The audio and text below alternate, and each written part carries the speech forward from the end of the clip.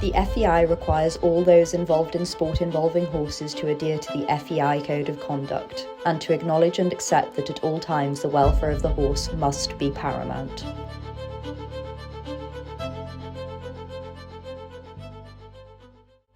In the world of international equestrian sport, the welfare of the horse is supposed to be the sport's foundation. But in late 2025, a single rule change sent shockwaves through the equestrian community. A rule that allows horses with visible blood to continue competing. The FEI says this is progress. Many nations say it's a step backwards. In this video, we investigate what really changed and what it means for the horses at the heart of the sport. For more than a century, the FEI has stood at the centre of global equestrian sport.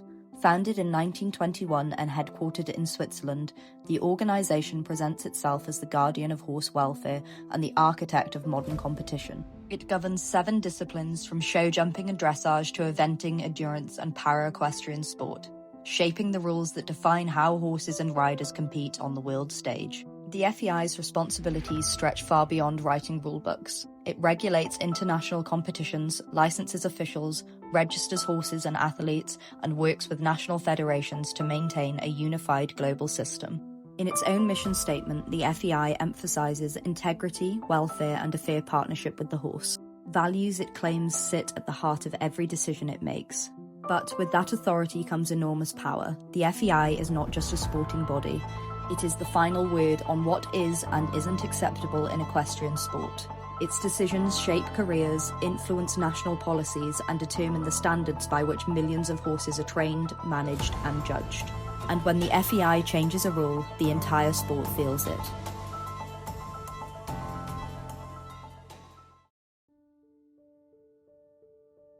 In November 2025, the FEI General Assembly approved a restructured version of the FEI jumping rules. Buried within the updates was a major shift, a new blood rule that removes automatic elimination for horses showing visible blood.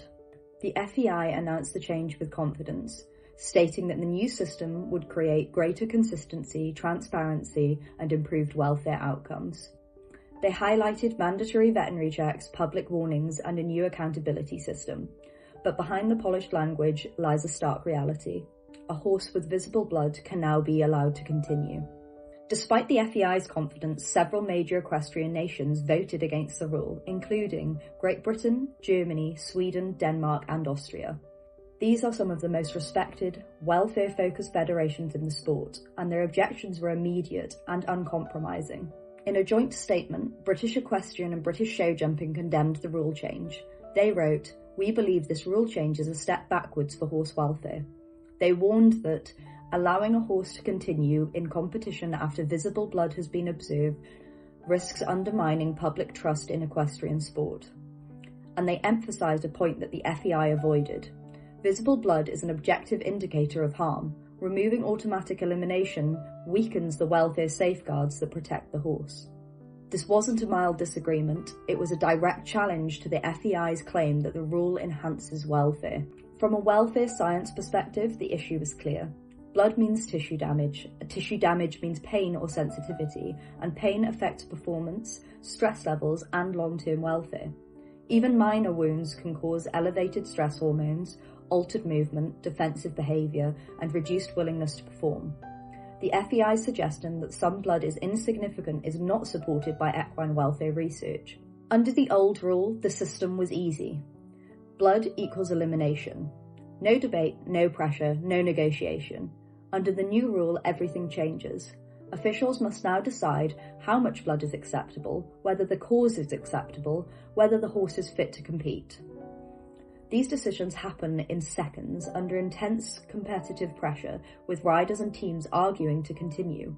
This is not objectivity, this is judgment, and judgment varies.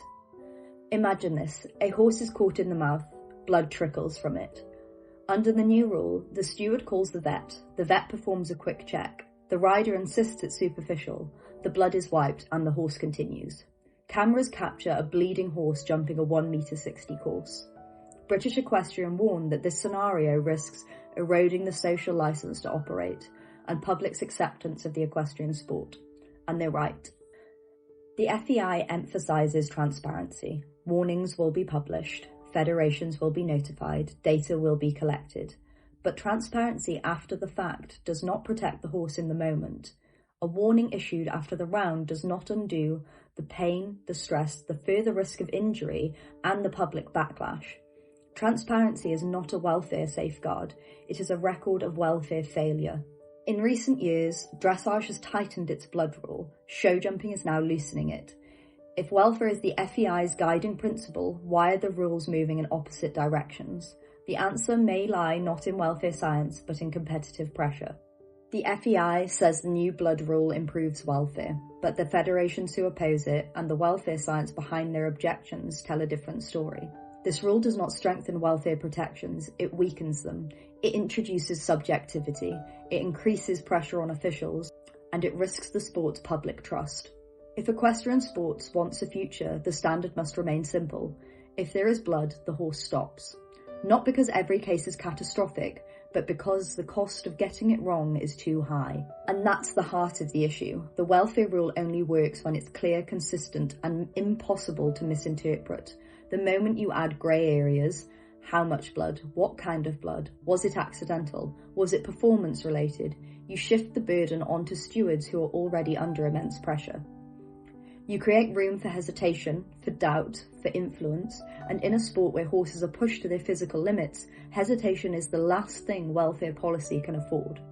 A simple rule protects everyone: the horse, the officials, and the integrity of the sport. A complicated rule protects no one. Because welfare isn't about intent, it's about outcome.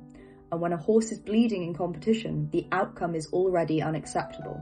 Stopping the horse isn't punishment, it's a safeguard. It's the line that says this is where the performance ends and welfare begins.